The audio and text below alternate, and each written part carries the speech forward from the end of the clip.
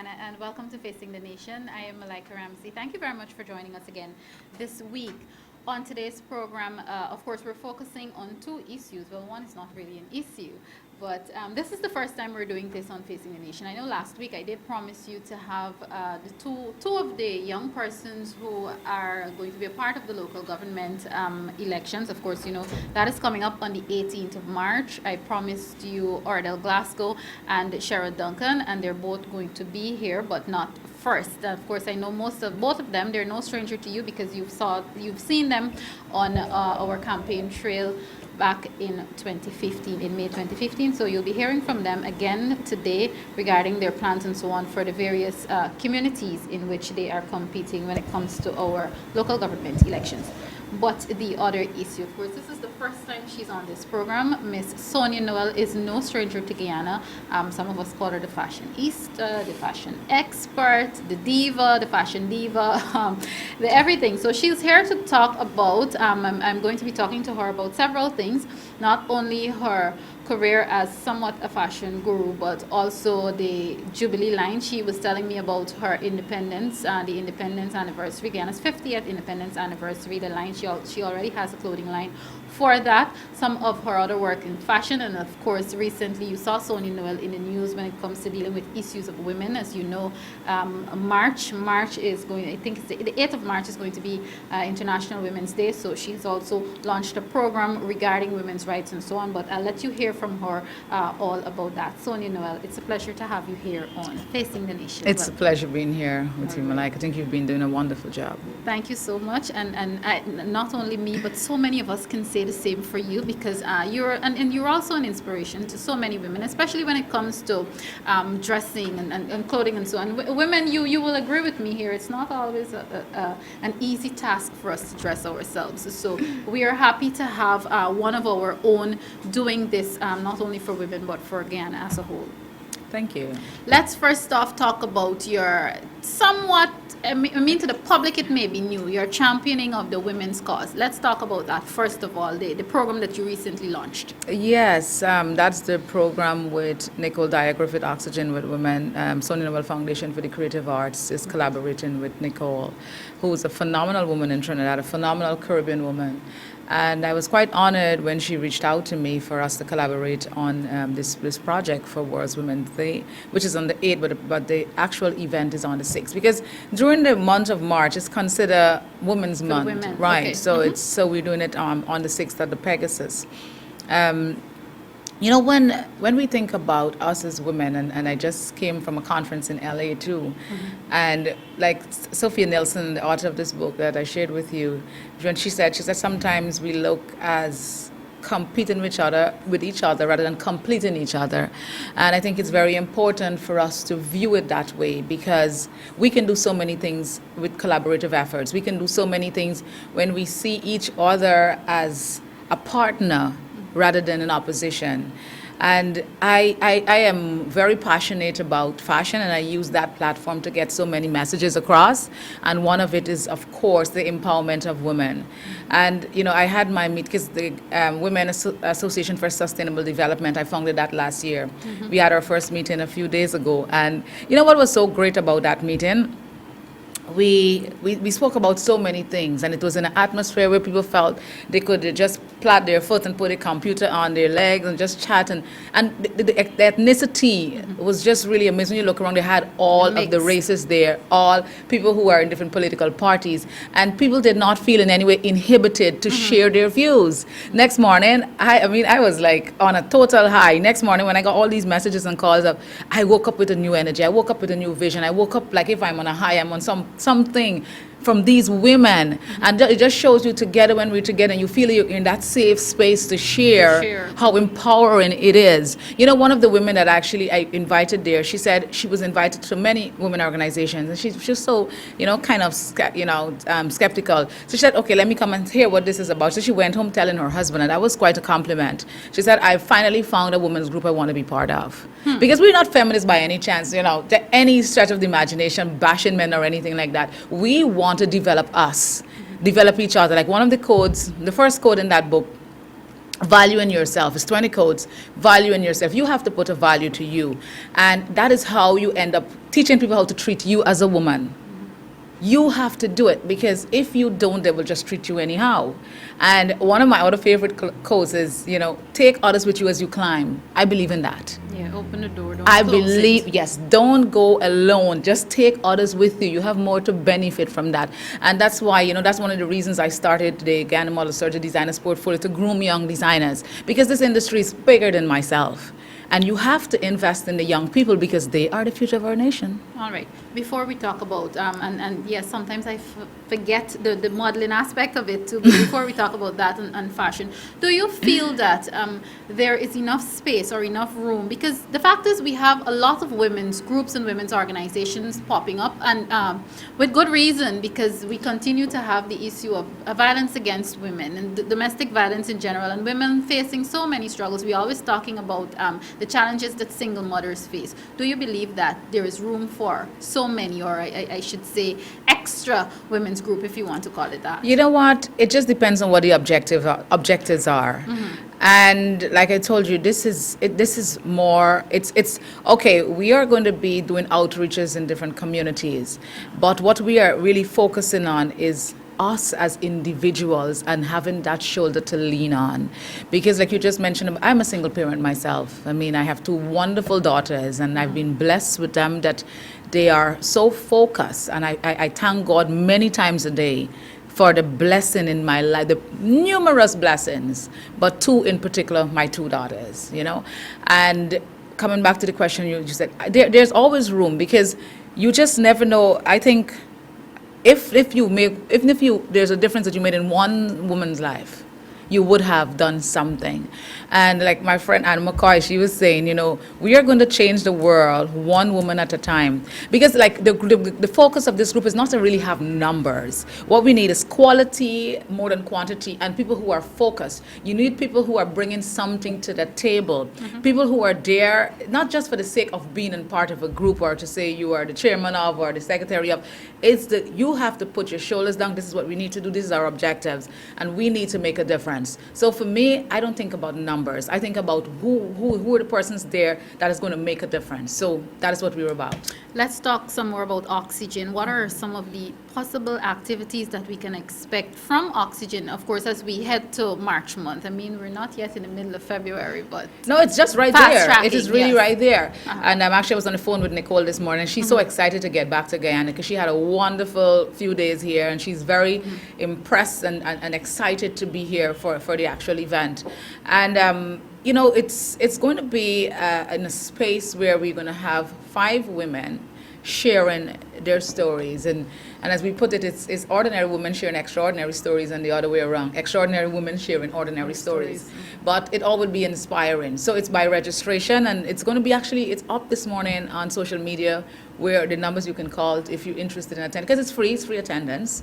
And so it's going to be a few hours where we are going to have like storytelling. Of course, Richard is going to be the moderator. He's great at that. So it's going to be that space where when you leave there, the Pegasus on the 6th, the evening of the 6th, you're going to feel as if you're renewed, whatever, because we all have issues, every one of us. Doesn't matter how successful you are. Because like for me, I get messages all the time, oh, Miss Noel, you look like you have the recipe for success. No, there's not really a written recipe, But we all trying to find that balance. We all are trying to find it. Sometimes we achieve close to the balance. But what I ask God for every day is keep me in the center. I believe, I have a strong belief, and my faith is building even more. I believe in putting my trust in God. And I ask Him every day, keep me at the center. When you are at the center, you get a better view. When you're more at the side, you can be capsized very easily. So keep me there and keep me humble as possible, and just inspire me and guide me to do things and to make a change in life. I want to be a better person. I ask Him for that every day. Okay, yes, it's something that we should always strive for, and it's interesting that you would mention that, because some of us try to use this season, of course, it's the Lenten season, we try to use this season to take stock of ourselves. So I'm sure persons are being I think every day we should take stock inspired. of ourselves. Yeah, every day. Persons are possibly being inspired by you right now. Viewers, if you're now tuning in, this is Facing the Nation. conversation today. I begin our program by chatting with Miss Sonia Noel. Of course, as you know, she's no stranger to Guyana. Coming up after my conversation with Sonia Noel, I know so many of you, especially young people, you want to see the youth candidates for the local government elections, and I did promise you them. So as the weeks go on, I will continue to have them. But for now, my conversation with Sonia Noel continues. Sonia, apart from God, and this is where we go into your fashion life, what keeps inspiring you? Because I've heard this argument, it's not necessarily my sentiment, but I've heard the argument that fashion in Guyana, to be a fashion designer, to have a fashion company, it would not necessarily sell or take you places. With comments and sentiments like those out there, and I'm sure you've heard these things being said and peddled, what keeps inspiring you? Of course, I've heard that. And in any career path, you're going to hear the positive and negatives. And then you're going to hear people around you, for whatever their agendas are, will tell you, oh, you shouldn't. But I believe if you love something from the heart, doesn't matter what career path it is, but we're talking about fashion, you find a way to make the impossible possible. And I know it's in any walk, it's not going to be very easy. And we are still in that acceptance stage of the creative sector, and fashion is part of the creative sector, because it's still being viewed as something you do when you have nothing else to do. So it's still like something trivial, and in the shows, it's just girls walking. It's beyond the runway. I always describe fashion as that. But I must say that it's getting better, not only in Guyana, in the Caribbean too, because people are becoming sensitized and they're appreciative of more local stuff. It's getting better. We still have a far way to go.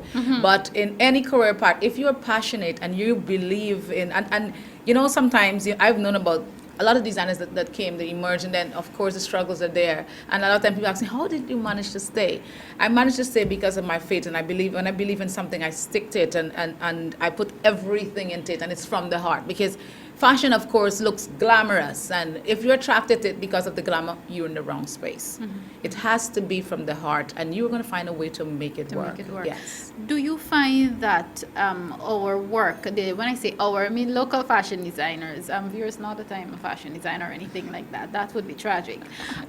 Do you find that the work of fashion designers is becoming accepted in a sense on the international level? Or I should ask you, how far on the international scene or in the international level of the work of fashion design? When we talk about local, I would broaden it to say the Caribbean fashion designers. I think we have something special to offer that fashion industry. Because of Caribbean people, we improvise a lot and we come up with a lot of unique stuff. And I think our real marketing is more niche market, because like when I travel, I'm at airports, and every people come, what are you wearing? Where did you get what you're wearing? It always stands out. Whether it's Pegas from Trinidad and Tobago to Nafatari from Barbados, or Sonia Noel from Guyana. So I think as a Caribbean fashion industry, we have something special to offer. We're still kind of streamlining our place in the industry, because of course, the Caribbean is so small in the scheme of things, and that's why I say we are too small to be insular. That's why I love, my team is like people from all over the Caribbean, so I love working with people from creative, in the creative sector from all over, because we all have to come together and collaborate. So I think give us the next decade or so, and I think that we are definitely going to go. It's like last year we launched, myself and my team launched Bridging the Gap at the Borough Hall. It was backed by Borough President Eric Adams, and that had designers from 17 countries. So this year here, we're actually going to have the show there for Caribbean Month, because June is Caribbean Month. And I'm still, like I was saying to the Borough President, that I've been there many times for Caribbean Month in the U.S. I spend 2 weeks, 3 weeks, because I go to get invited to a lot of the activities. But I still think we as Caribbean people, in the presence in the diaspora, it's not mainstream. We have to get to the stage where Caribbean people doesn't attract Caribbean audience. It has to be beyond that, right? So that's what I was telling him, even the events we had. I said, Mr. Adams, I am very disappointed that we have not been able to tap into mainstream. It's our month. Obama declared it as our month. Yes. So if it's our month, yes, we need to see mainstream on Ellen DeGeneres, Oprah Winfrey. We need to see Caribbean artists and Caribbean people who have achieved to be on these programs. That's mainstream. And I made it a point to actually look at programs during Caribbean month. I said, okay, let me see who is on. None. There wasn't none that I can really give reference to that did feature. After that, the first week in the month that they declared the White House, it's almost like it's non-existent. I actually asked one of the White House ladies that I met in Haiti, and I said, this is really ridiculous. She said, Caribbean people don't lobby for anything. She She said, but is that true? Is that factual? well, I don't, but that was what she said. They don't lobby for it. They don't lobby for it. And, you know, American society is like that. You have to fight for it, you know? So they have the program again this year, and I am really, would love to see that this year it's like a step up. So I'll be there because I'm invited to a lot of the programs, and I'm part of. So I would really love to see, and I would, you know, I'm the kind of person, I can be very bold. I can be very bold and I can be very aggressive. You know, yes, because you can't sit there and expect things are going to be given to you on a platter. You know, so like we were just talking about oxygen with Nicole, and when she came, she wrote me when she left and she went out to Trinidad. She's like, I heard about you, but I saw you in action. That's when she was here. Because I think, and as women sometimes, you know, especially in the business world, you have to fight even harder. Yeah, sometimes we're too laid back. And that's one of the reasons, like the Sonia Noel Foundation for the Creative Arts and the Women Organization, we are actually hosting, and it's going to be out in the media in a couple of days, a Women Expo for just women on the 5th at the Pegasus. People that, you know, most of them have small businesses, okay, you know, so we're giving hosting them that opportunity. Yes. So people are going to be here more about it in the next 2 days where they can register and so on. So we're having an expo there for women at the Pegasus. And this is going to be on the 5th. This is going to be on the 5th, and Oxygen is on the 6th. All right. Well, we'll definitely have some more information. Viewers, I promise you that. I can get the information from Sonia and keep feeding it to you. And we can even have Sonia back on right before. Or some other women that have businesses, yes. Right before that event.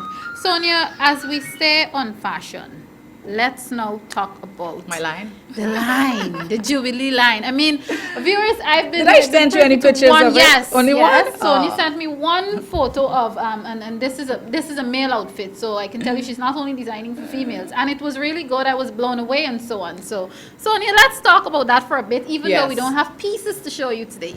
I could have sent the photograph. But the Jubilee line, because it's, I think you don't become 50 every year. And it's a proud moment in our country. And of course, fashion is going to be part of that. And I decided that I'm going to do a line specifically for that, from bandanas to t-shirts for male and female, shorts, casual and things that are elegantly casual. So you'd have a variety if you wanted something to wear to resort. And it ranged like what I did it in such a tasteful way of incorporating the Ghana colors, and then some of it has actually the logo. You know, the 50th anniversary logo. Yeah.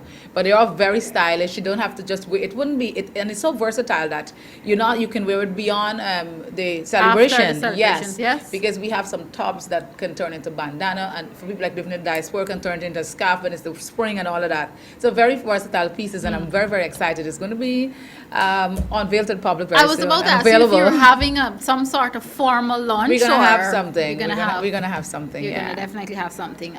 Let's talk about. I mean, viewers, it would not be too professional to ask about price now, but just so that it's going to be affordable. Affordable, very affordable. All right, because you know that's and all sizes. All sizes. Yes, including for little ones like me. Yes, from you to the size 24 or whatever. You're a size 2 or 4 or something, right? Zero sometimes. So zero sometimes. Sonia. I know Sonia is a very busy woman, and we've heard so much from her today. Even before I have to let her go back to her busy schedule. Let's talk about your runway projects. Will we see more and so on? Because I know those things give young people an opportunity. And like Sonia said earlier, fashion and modeling and so on, it's not necessarily just about the glamour, but these things provide a sort of a platform for you to build not only character, but yourself. Yeah, well, that's it, exactly. And so on. Let's talk about some of those possible projects you have. You know, like we're going to be having Ghana Model Search again this year and Designers Portfolio. And I'm glad that you touched on that point, because people need to look at and look at the deeper side of it. Because when we have training for models, it's teaching you about your self-esteem. It's not just to walk the runway. It's about making you a better person, whether it's in the workplace or your personal life. So I am a testimony of, because I entered my first pageant at age 11 in my hometown, Bartica. And my self-esteem, I was a very, very shy girl. And I can tell you these things, if what you take away from it. There's so much that you can take away to build your character. You know, so we will continue to do that, because young people, you talk to young people every day, some of them are feeling hopeless. And sometimes, and that's why the creative sector is so important, to keep them engaged, because you don't want them to go on the other side, because there are a lot of negatives that they can get involved with. And that's why I continue, even under some very, very difficult circumstances in terms of resources, to keep the project going. Because trust me, I don't need Guyana Fashion Week to be exposed. Yeah. Guyana Fashion Week is mainly for other designers to be exposed, right? So sometimes I just have to remind people of that, because sometimes you would hear all kind of different comments. A lot of times I spend my own money. A lot of time I spend my own money. But that comes back to when you're passionate about something and you believe in something. And I believe in a higher power. So, I believe God is in my corner, and I make decisions and I ask him for his guidance. And a lot of times I go by faith. And trust me, it has never failed me. Never failed. Sonia, you just talked about providing an avenue and an opportunity and so on for young people to be involved in. I don't mean to put you on the spot, but it is an issue for our nation, unfortunately.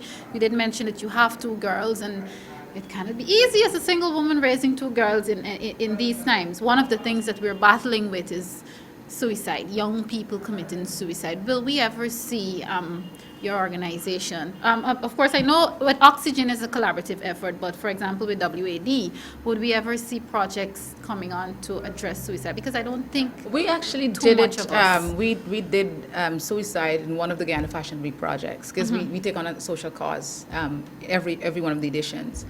And yes, of course, that is a main problem that's battling us. And depression, of course, the two are tied in. But it's really sad, because when you view it, when people are hopeless, when your nation feel a bit hopeless, and that's just a reflection, and I'm hoping that the people just get out of that and get, but the only way you can get hope, it has to be addressed at all levels, and the school level is very important, because those are the impressionable minds. Yeah. Those are where people, you can impress them more than, because their minds, it's still, you're still nurturing that. So I think a lot of programs should be implemented in the schools, and we need to have programs that come back to the creative sector, because anytime there's like a depression in country, statistics shows that the creative sector has to come up and get people involved and give them hope and let them feel enthusiastic and let them feel like, because anytime that happens, that person feels there's no hope, this is it, no, nothing. And I almost lost my mother to suicide when I was like 10 years old. Went home one day and she was fed up with being an abusive man. And she said, I'm going to kill myself. And it was devastating. So it can't be easy. Like I was talking to the youngster from Bartica that committed suicide. His mother, I'm in constant contact with her.